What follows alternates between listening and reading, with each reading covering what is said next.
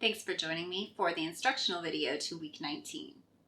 Let's go over your objectives for this week. For your language objective, again, we're going to take a break from new ones, continue to work on those ing verb endings, on opposites, or any other language objective that we've covered previously. For your cognitive objective, under the category of analyze, we have one called visualizing a different perspective of an object or space. So this is an exercise in abstract thinking. It's asking your child to put themselves either in the physical world or in their mind in a different point of view, and to take an object that they can see or that they're thinking about and visualize it from a different perspective. It's asking them to think conceptually about a picture and examine the relationships between different shapes or objects and their relationship to one another. So that's a lot of fancy description for what is a pretty simple and fun activity, or there's a few activities that you can do to introduce this concept and to get your child thinking a little bit more abstractly and spatially about the relationship of objects in space. So one of them is to make pictures with tanagrams or pattern blocks, which is an activity it's also very math related. These concepts translate to math objectives also. So that's a fun activity that you can do that helps them to take shapes and to conceptualize pictures out of them, or to take a picture that's provided for them in a template and to copy it with their own shapes. You can do the same thing with drawing. You both get a piece of paper and crayons or pencils or markers, and you model for them, draw a very simple picture, a house with a square and a triangle roof or a tree. And step by step, as you draw, the game is for your child to copy what it is that you're doing. So your child should choose, the same color that you choose, and as you draw, they're copying your picture. And then you can take turns, and your child can have a turn to make a picture and for you to copy of it. But it's a really fun game for your child to get used to, again, visualizing that picture that you're making and then recreating that on a different space.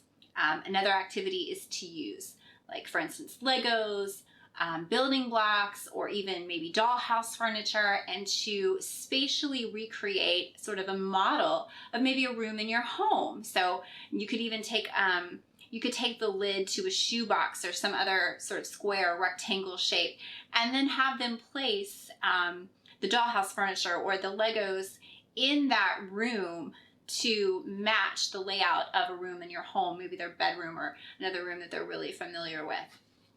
So those are some fun activities for the cognitive objective for this week. Under literacy, for our objectives, we're to the letter S, identifying the upper and lowercase s and telling the main sound of S, which is S. A quick note of advice here is that at the end of very short words, which you often see, a lot of preschool books and materials, they give little short words like was or has, but at the end of those words, the S often makes its second sound, which is the Z sound. So you can either go ahead and point that out to your child and explain that exception now, or you can just keep it really simple, focus on the main sound of S, which is, and just sort of stay away from those example words where S makes the Z sound. You also want to stay away from words where you have the SH combo, sh, because S doesn't make its normal sound there. That's a digraph where it combines with the H and it makes an entirely different sound, the sh sound. So in order to not overly complicate things at this point, you want to stick with simple words where S usually comes at the beginning, like sat, that it's making its main sound, and you can just focus on perfecting, that main sound of S. And then also we have matches oral language to written text as a literacy objective for this week. So we give you some activities for reading time to incorporate that as well. For math, we're going to work on counting by fives to 100 if you feel like your child is ready to move on to this. So if you guys are still mastering counting by tens or even counting by ones to 100, and that hasn't fully clicked yet, and just become really routine with your child, go ahead and stay with those objectives for now. There's no reason why you have to go on to counting by fives. That is a little more advanced activity. Your child will get to that eventually in later grades. But if your child is bored with the other counting objectives and has mastered those, then this gives them something else fun to do. And it can be fairly easy using, repetitiveness, using songs. There's a great deal of songs out there that just repetitively count by fives, and often they very quickly pick it up on the pattern of that. It can also help to point out to your child that when you count by fives, just like you pointed out to them, when counting by tens, that all the numbers end in 0, you can sort of show them that pattern on their hundreds chart and show them that counting by fives means that you're going to alternate between numbers that end in 5 and numbers that end in 0, and show how it goes back and forth. That can be a little helpful to them in learning to count by fives, but usually they just learn by hearing it repetitively over and over again. Sometimes just as you're getting dressed in the morning, as you're tying their shoes, or making their breakfast, if you just say, let's count by fives, and you have them repeat after you, 5 and they say 5, 10 and they say 10, and just running through that once a day is often enough to just they'll have it down. But again, don't feel like it's absolutely necessary. You can stick with the other counting activities if you'd like, and you feel like that's more where you're at right now. Other math objectives for this week: describing parts and characteristics of shapes. So this is where you want to just notice for them, whether you're playing with blocks, again, the pattern blocks, or shapes, maybe pull out the shapes worksheet, and you want to show them the difference between what is the edge of the shape, what is the corner of the shape, and what's this side, or another word for that is the face of the shape, the flat portion of it. So you just want them to have those labels in their mind. So anytime, again, this is one that you can do over time. It doesn't have to be mastered this week, but anytime as they pull out the blocks and they're playing with it, you can just use those words to point out the different characteristics of shapes to them. You can also count them, like let's count the edges of a triangle, or the corners of a triangle, or the sides or faces of a cube.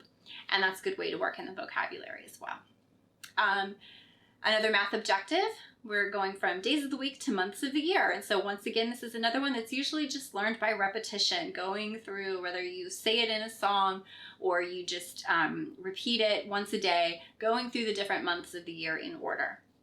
And then understanding that money has value and can be exchanged for items of value. So this is one your child kind of picks up on naturally as they go about your day with you and run errands and see you pay for things, or you talk to them about money.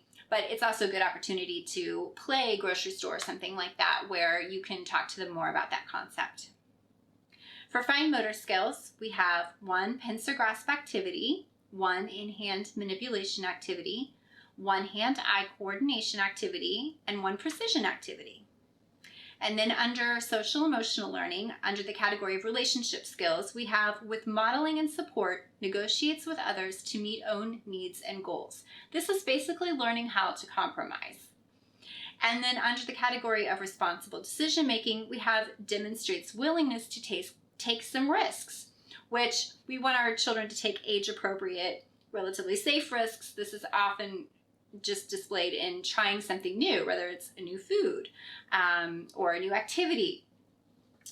And then your project for this week, we continue our animal classification series with birds this week. So this is a really fun one.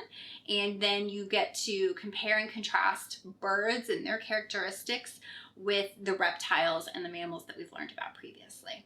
So again, I hope you have fun this week.